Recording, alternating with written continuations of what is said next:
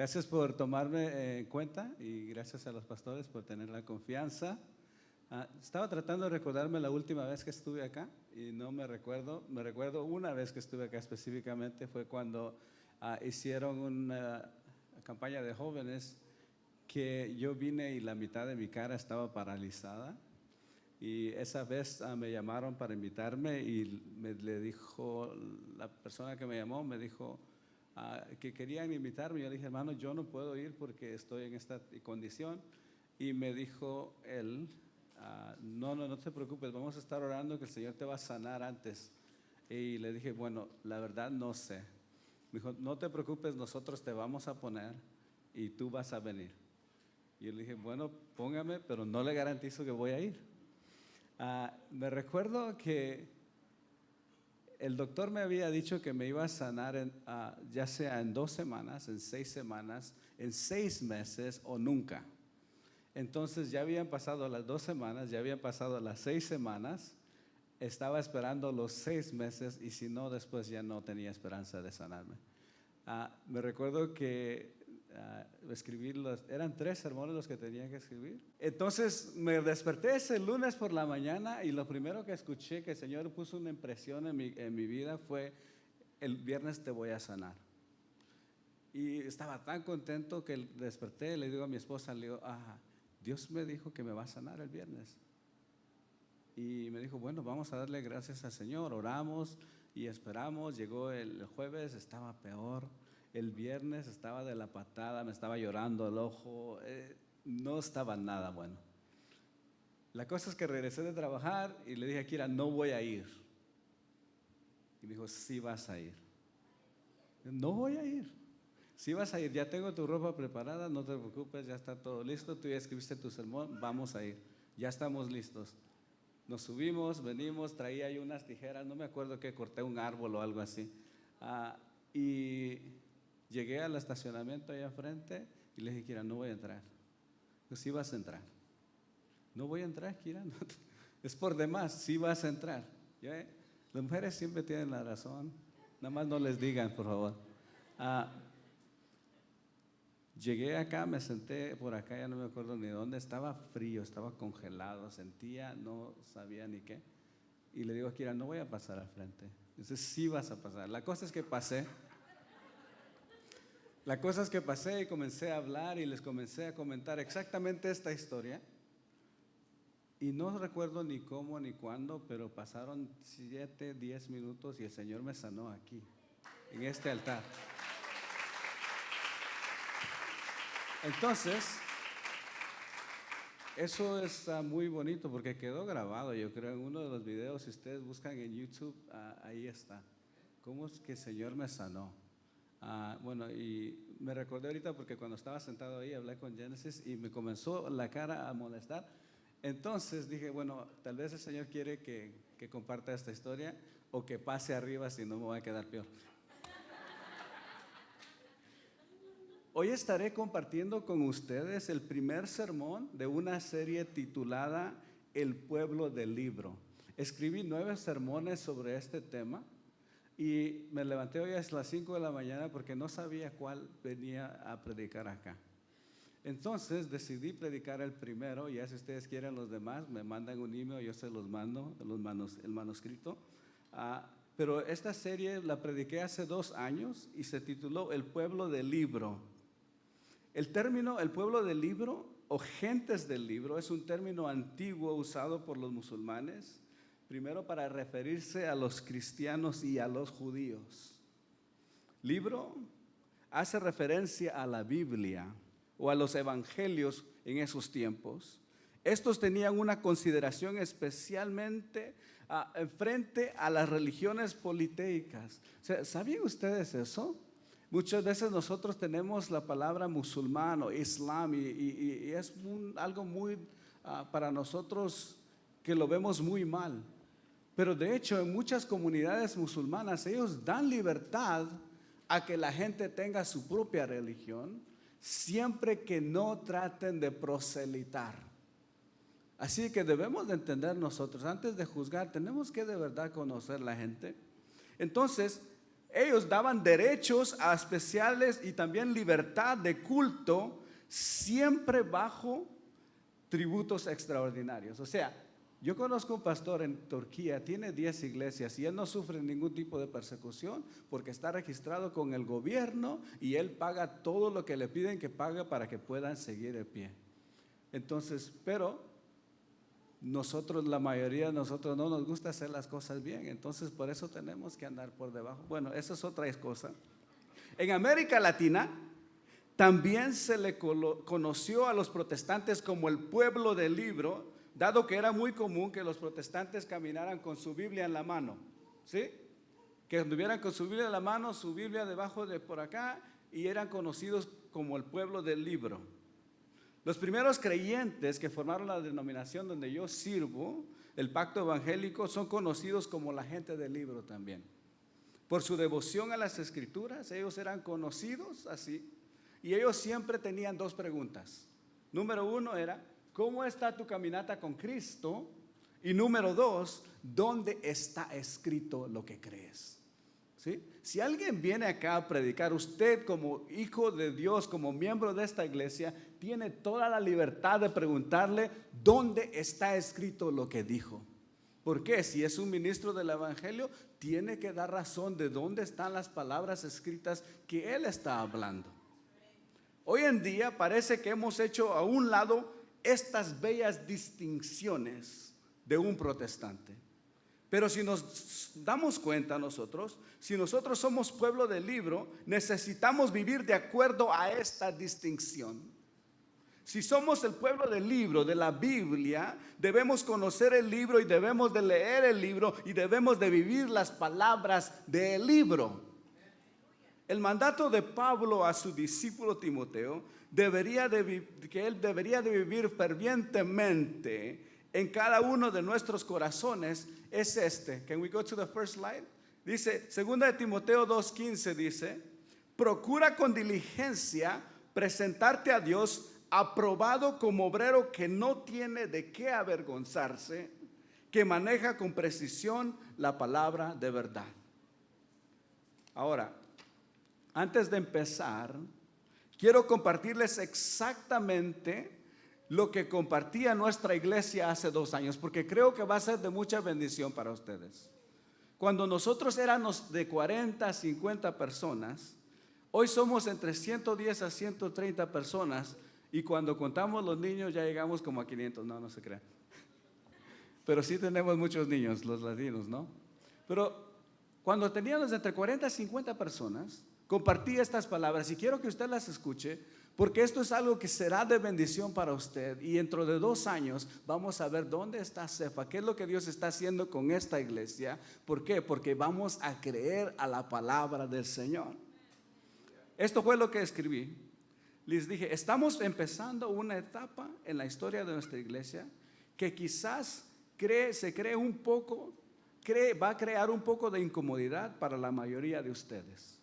¿Sabe usted eso? Cuando usted piensa en crecer, piense en incomodidad. Vamos a renovar los baños, vamos a hacer esto, hay que ver para acá. Piense en crecimiento, piense en incomodidad. Esta etapa consiste de crecimiento. El crecimiento por naturaleza crea incomodidad y a veces, prepárese, también dolor. Parte de este crecimiento ya se viene sintiendo, les dije.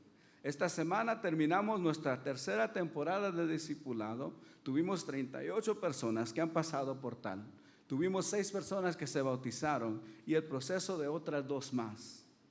El grupo de oración, donde tras semana tenemos entre 15 y 20 personas para interceder por las necesidades de esta iglesia. También hemos visto que gente ha llegado a nuestra iglesia porque vinieron a orar primero con nosotros. Hemos tenido 12 personas que se han hecho miembros en propiedad de Rolling Hills Covenant Church. Hoy tenemos más de 60 miembros en propiedad. Si no lo ha hecho y desea hacerlo, les dije yo esa vez, hágase miembro de esta iglesia. Con todo esto en mente, el mayor crecimiento para esta iglesia aún está por venir. Y esta es la pregunta que yo le hice a ellos y les voy a hacer a ustedes. ¿Será que usted y yo estamos preparados?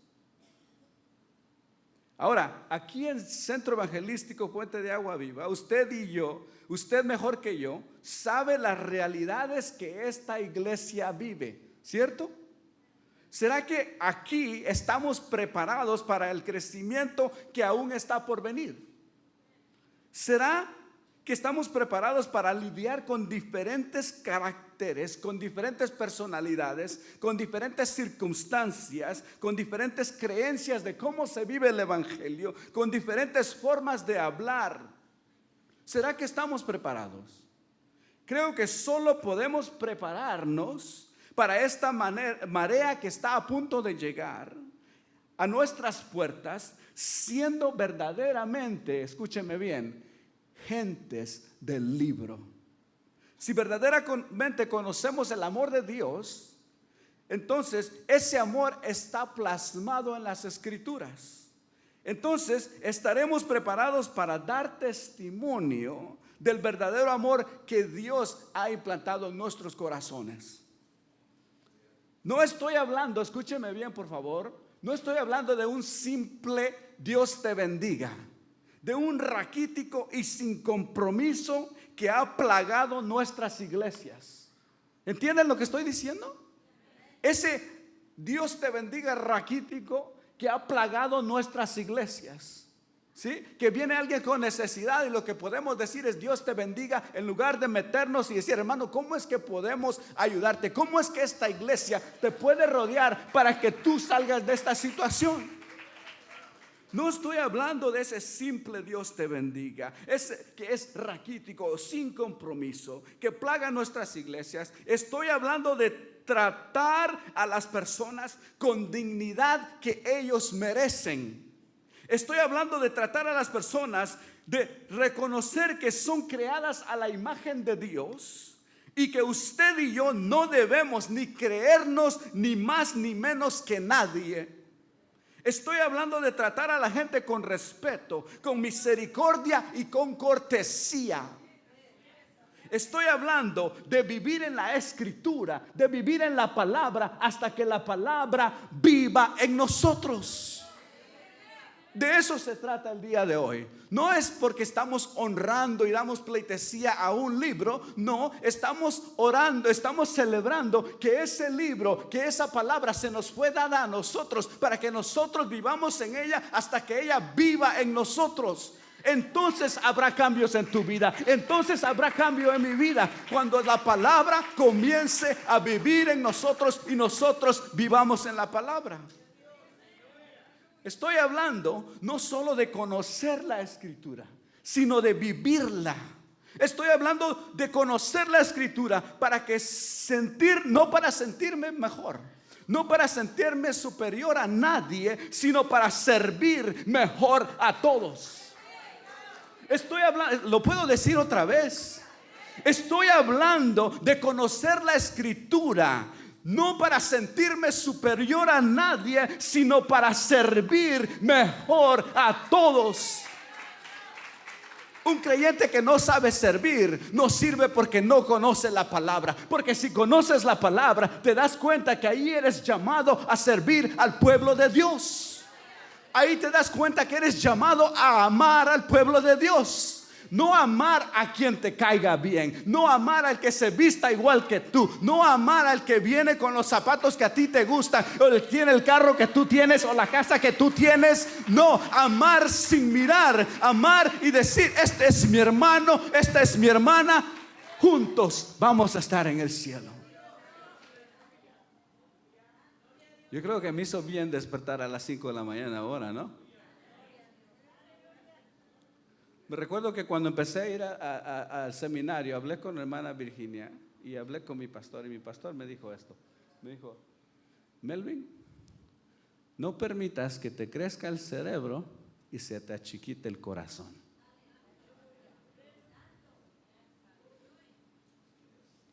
El hecho de que usted pase aquí enfrente, de que usted hable bonito, de que usted conozca 1, 2, 3, 4, 5 versículos de la Biblia, no lo hace mejor que nadie. Dios puede levantar un pordiosero, una prostituta, y hará mejor trabajo que usted si usted no se entrega al Señor de corazón. ¿Conoce usted de esta manera las Escrituras? ¿Será que conocemos de esta manera las Escrituras? He titulado esta homilía, Jesús es la palabra. Si les es posible, ahora sí, se ponen de pie y vamos a leer en Juan capítulo 1, versículo 1 y 2, Juan capítulo 5, 39 y 40, y Juan capítulo 15, versículo 7. Yo sé que todos tienen su Biblia y estamos celebrando el día de la Biblia, ¿sí?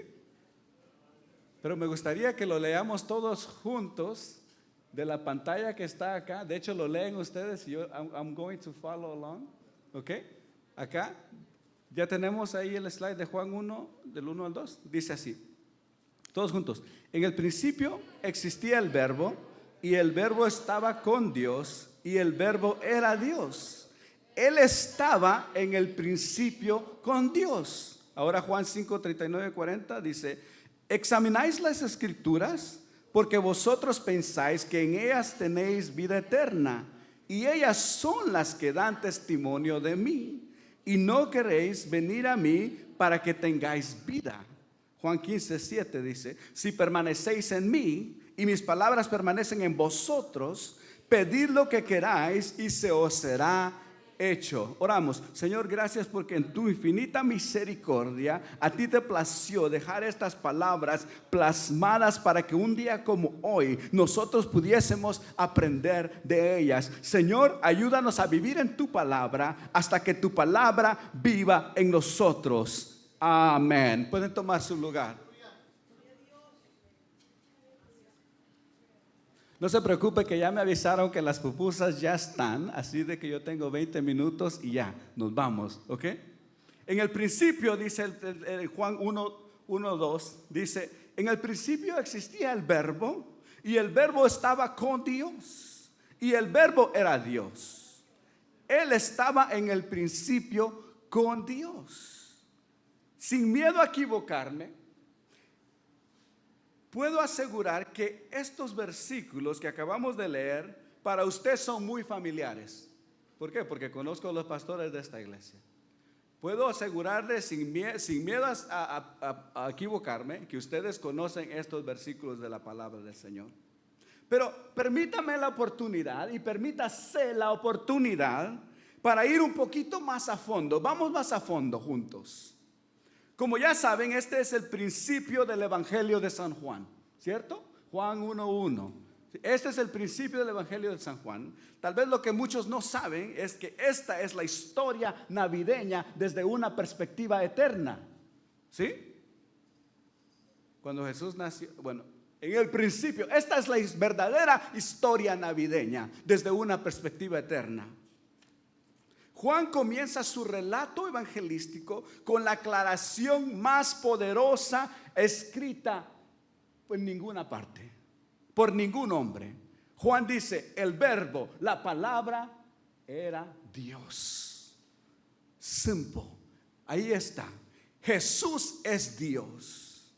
Para dejarlo más claro, Juan en el versículo 14 del primer capítulo, ahí de Juan, dice, y el verbo se hizo carne y habitó entre nosotros, y vimos su gloria, gloria como la del unigénito del Padre, lleno de gracia y de verdad.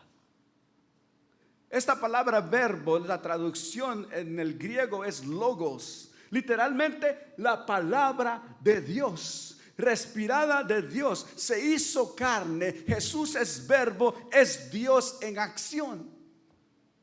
Aquí sí le atinó el cantante guatemalteco cuando declaró que Jesús es verbo y no sustantivo. Quiere decir que si somos llamados a conocer la palabra, pero la palabra nos llama a nosotros a accionar, porque hablar y escribir de Jesús, dijo el mismo Arjona, es redundar. Sería mejor actuar. A Jesús le gusta que actuemos, no que hablemos.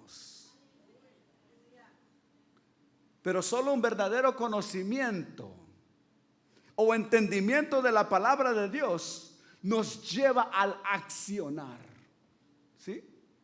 Solamente cuando la palabra se convierte en una realidad que es personal para ti y para mí, es que nosotros comenzamos a vivir en realidad la verdadera libertad que se encuentra en Cristo Jesús. Una vez más, solamente la palabra, cuando la palabra se convierte en realidad personal, es que nosotros comenzamos a vivir en realidad la verdadera libertad. ¿Cuántos cantan ese canto que dice: libre, yo soy libre?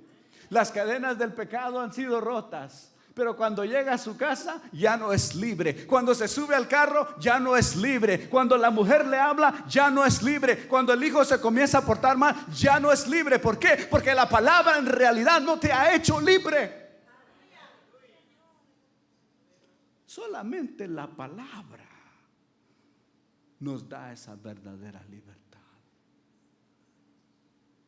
Juan 8, 31, 32 dice: dijo entonces Jesús a los judíos que habían creído en él: si vosotros permanecéis en mi palabra, seréis verdaderamente mis discípulos y conoceréis la verdad, y la verdad os hará libres. La mayoría de veces en las que nosotros que no podemos amar, ¿se ha preguntado a veces por qué es que no puedo amar? La mayoría de veces en las que nosotros no podemos amar o accionar con libertad es porque nuestro ser aún no ha sido convencido por la palabra. Nuestro ser no ha sido convencido por la palabra de Dios en esa área de nuestra vida. Y por lo tanto, no nos hemos rendido a la palabra de Dios. Pero Jesús, siendo la palabra en acción, nos llama a convertir en hechos cada una de nuestras palabras. A amar como Él ama, a tener compasión como la que Él tiene, a caminar con quienes Él caminó, a buscar a quienes Él buscó, a salir por la oveja perdida, a comer con los pecadores, a redarguir al pecador y sanar al quebrantado. A eso nos llama Jesús, a eso nos llama su palabra. Oiga, qué gozo sentí cuando vi que estaban leyendo los nombres de la lista. Ustedes se han creído las promesas del Señor.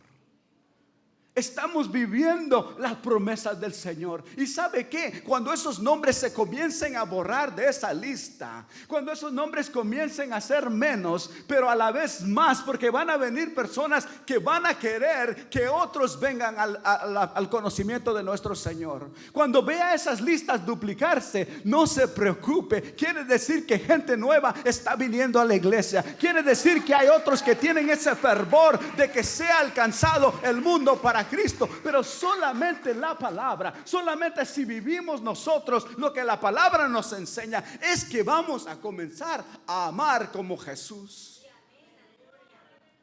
Tiene problemas para amar a la gente. Lastimosamente es porque usted no está en la palabra como debería de estar. Ahí me dicen que le baje o cualquier cosa, por favor, por si. Juan 5, 39, 40 dice: ¿examináis las escrituras? ¿Cuántos hacen eso? Lo hacemos, ¿verdad? ¿Examináis las escrituras? Porque vosotros pensáis que en ellas tenéis vida eterna, y ellas son las que dan testimonio de mí. Y no queréis venir a mí para que tengáis vida. Uno de los problemas, y Génesis se le rió cuando le dije esto, ya se fue Génesis, no le gusta mi prédica.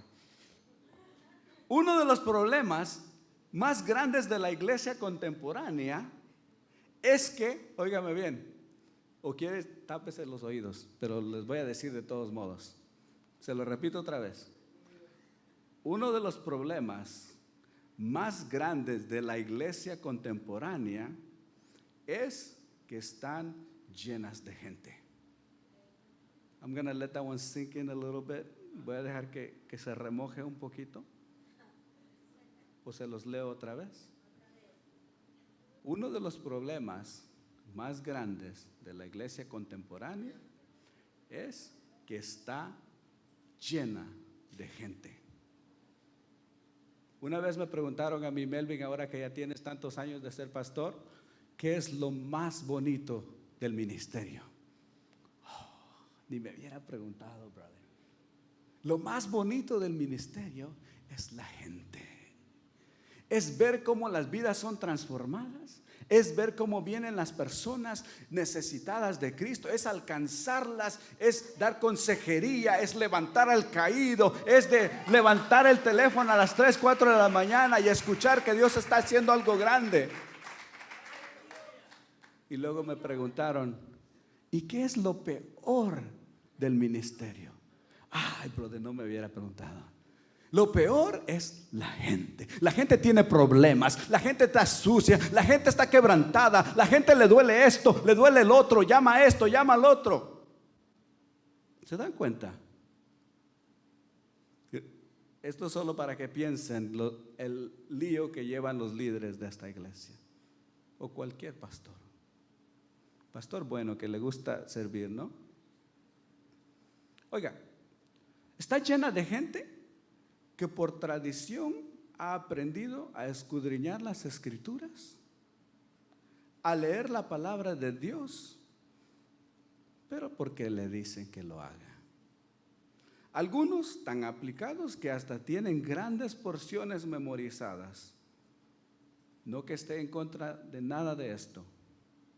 El problema es que se han olvidado que las escrituras dan testimonio de Cristo, de cómo Cristo es y cómo Él nos llama a ser.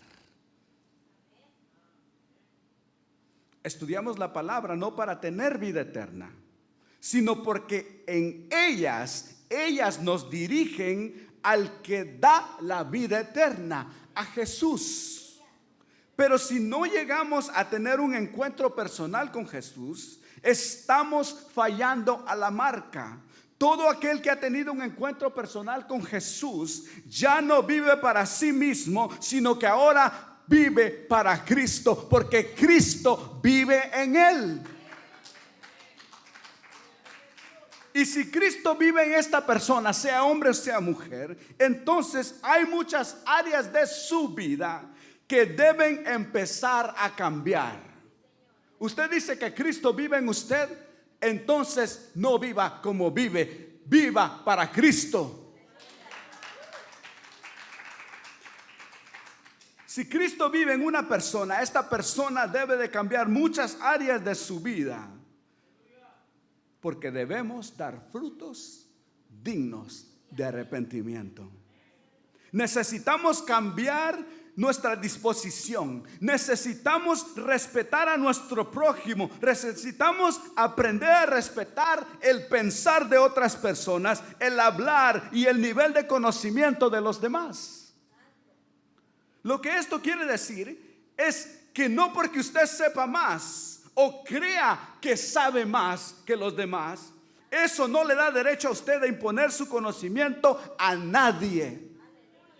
Porque el que impone lo hace con altanería y con desamor. Este es el hoyo en que los fariseos habían caído. Un sentido de superioridad. Si usted habla verdad, pero no lo hace con amor y con gracia, usted no está demostrando el amor de Jesús. Hay veces en que hacemos mucho daño porque estamos llenos de palabra, pero no estamos llenos de vida. Porque cuando demostramos el amor de Jesús, le estamos rechazando a Él mismo. Si no demostramos el amor de Jesús, lo estamos rechazando. Y estamos estrangulando el vivificante poder de las Escrituras. Mire esto que puse ahí. Let's see the next slide. Dice, palabra menos vida. ¿Sí está ahí? Palabra menos vida igual a muerte.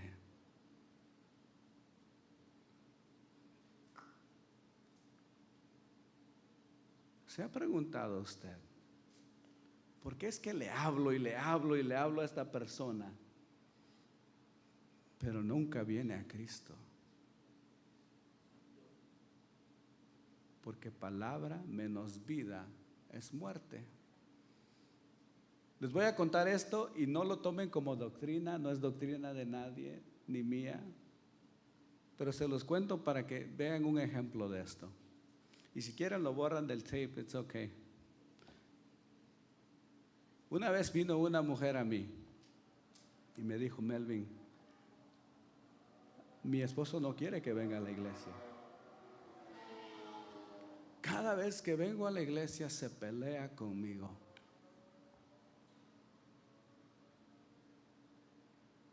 Ya no sé qué hacer, yo amo al Señor. ¿Será que dejo a este hombre y me entrego completamente a lo que Dios quiere hacer en mi vida? Se oye bonito, ¿verdad? Se oye espiritual. Le dije, no, hermana. Ahí lo borran, Le dije, no, hermana. Usted honre a su marido. Usted sirva a Dios en su casa. Si él no quiere que venga a la iglesia, no venga a la iglesia. Pero usted demuéstrele amor a ese hombre. Demuestre que en realidad esto es palabra de Dios. Y así lo hizo. Y el hombre ya no hallaba después las horas de quitársela de encima. ¿Y no vas a ir a la iglesia? Hoy es jueves. No, voy a quedar aquí contigo. ¿Qué quieres que hagamos? ¿Estás segura? Te van a dar disciplina. Te van a quitar tus privilegios. No, no te preocupes. Pero es domingo, ¿no vas a ir? No. Y así pasó. Y esa mujer se ganó el amor de su marido. Y ahora los dos van a la iglesia juntos con sus hijos.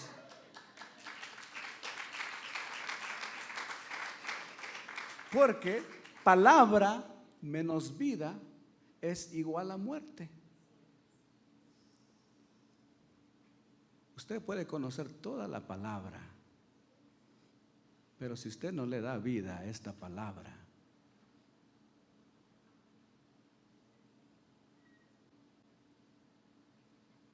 nunca habrá vida para alguien más. Próximo slide dice, si permanecéis en mí, en Juan 15:7 dice, y mis palabras permanecen en vosotros, pedid lo que queráis y se os será hecho. Permanecer en Jesús es el hecho de acercarnos regularmente a Él. ¿Saben eso? Permanecer en Jesús es el hecho de acercarnos regularmente a Él. Permanecer en Jesús es nunca separarnos de Él y de su amor y de su palabra. Permanecer quiere decir que dependemos de su gracia y sabemos que no somos nada apartados de Él. Quiere decir que somos obedientes y que obedientemente respondemos a sus mandatos, dejando que su palabra dirija nuestra vida, nuestra voluntad y transforme nuestra forma de ser. También quiere decir que estamos en el proceso. Oiga bien, permanecer en Jesús no es ser perfectos, no es estar bien vestido. El que traiga el mejor tacuche es el que está más salvo. No, yo igualmente le predico una playera con tenis que con un tacuche de que cuesta $1,000. No importa.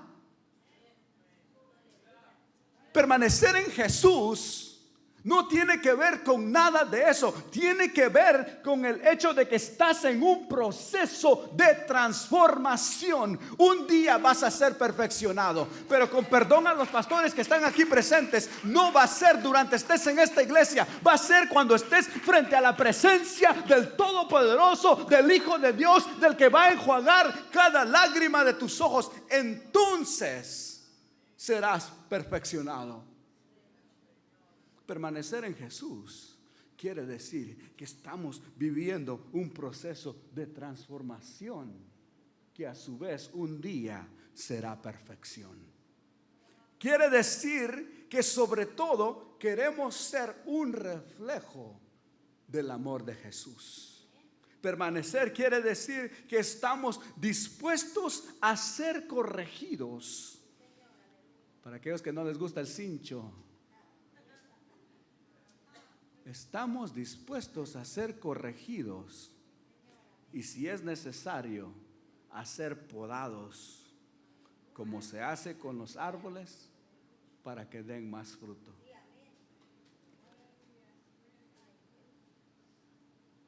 Mi esposa falleció abril 29 de este año. Un hombre borracho estrelló contra el lado del carro donde ella iba manejando y la mató instantáneamente. En esos minutos después que me llamaron a mí para decirme que fuera al hospital, que algo había pasado con mi esposa, recuerdo que llegué al hospital y nos sentaron en un cuarto y nadie me quería decir nada. Y mis hijos estaban ahí. Y cuando salí de la casa yo sentí que Kira había muerto. Recuerdo que estando ahí, cuando ya vino la trabajadora social y vino el doctor y todo lo que vinieron y me dijeron al fin que mi esposa había muerto, fueron los 30 minutos más largos de toda mi existencia. Porque fue cuando comencé a preguntar o a escuchar o a dudar. ¿Y dónde estaba Dios? Desde que yo tengo conciencia, no he hecho nada más que servir a Dios. 5 generaciones atrás, que somos creyentes. Desde que tengo 14 años, predico la palabra de Dios. Desde que tengo 24 años, he ido por todo el mundo literalmente, ganando gente para Cristo.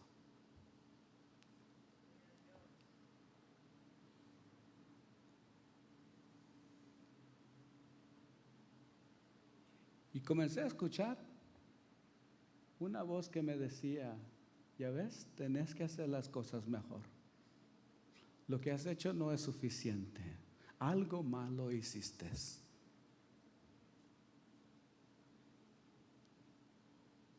Y fueron los 30 minutos más largos de mi vida tratando de descifrar las calculaciones. ¿Qué fue lo que salió mal?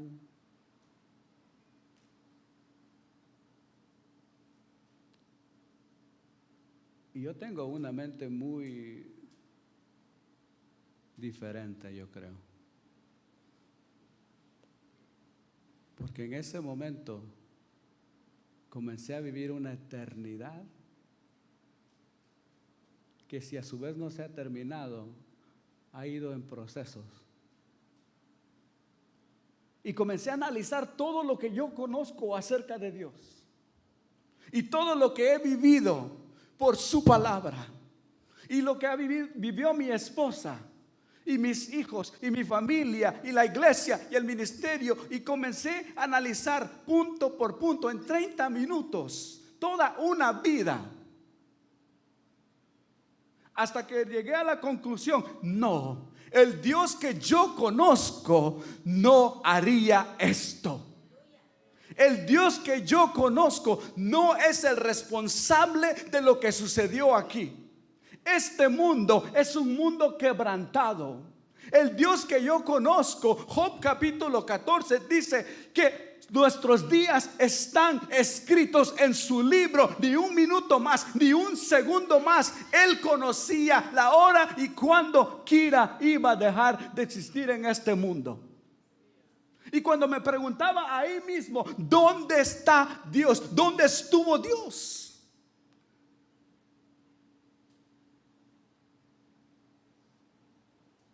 me di cuenta que Dios estaba precisamente ahí, arropando a Kira con sus brazos en el momento de que este hombre chocó contra ella. Estaba ahí arropándola para llevarla a la eternidad. La muerte de mi esposa no tomó por sorpresa a Dios. Él estaba ahí. Ella tenía una cita divina con el Espíritu Santo para ser llevada de este mundo a la gloria venidera.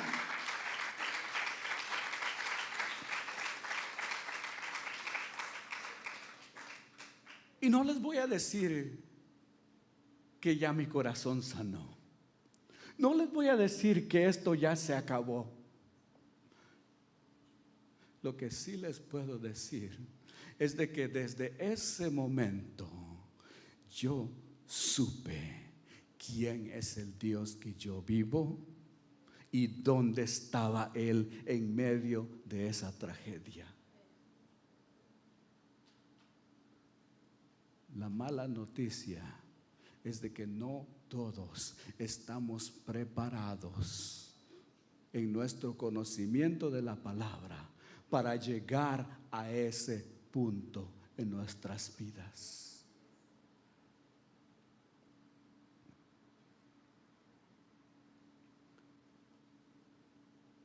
Si permanecemos en Él y sus palabras permanecen en nosotros, entonces nuestras peticiones serán contestadas, dice la palabra. Claro que no amamos a Jesús por conveniencia.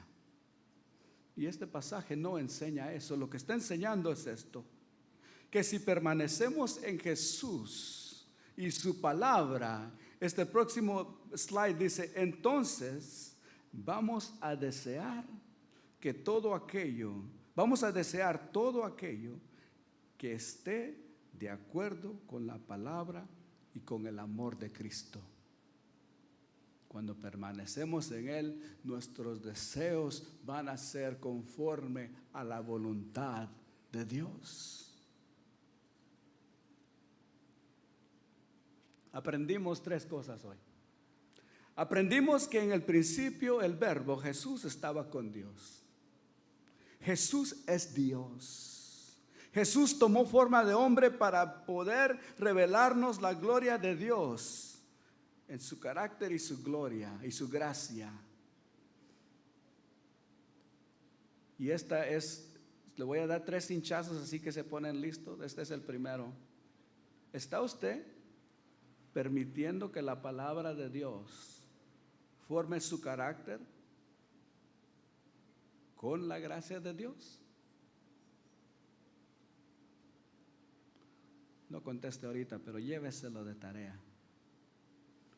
Los judíos se jactaban de conocer la palabra, sin embargo, la mayoría nunca llegó a tener un encuentro personal con Jesús. No se dieron cuenta de que era Jesús quien las escrituras daban testimonio, y que Jesús es quien nos da el verdadero entendimiento de la escritura. Número 2, ahí. ¿Está usted compartiendo su conocimiento de la escritura desde una postura de amor o una postura de altanería? Si no es amor, quizá usted necesite recapacitar y permitir que el amor de Cristo regenere todo su ser. Y número 3, ¿está usted permaneciendo en Cristo al punto de desear todo aquello que está de acuerdo con la palabra de Dios y de acuerdo con el amor de Cristo? Si no es así, ¿qué pasos podría empezar a tomar hoy? No espere para mañana, hoy.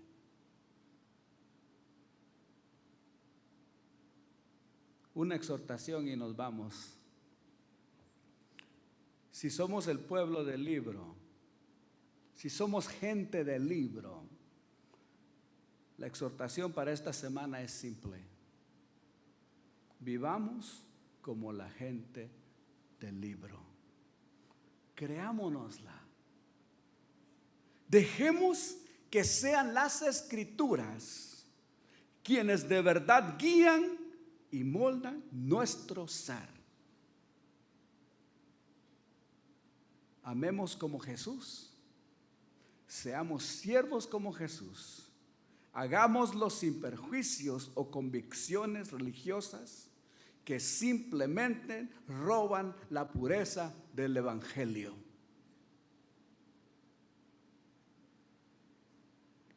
Entonces, terminamos con este slide. Les exhorto a que juntos vivamos en la palabra hasta que la palabra viva en nosotros.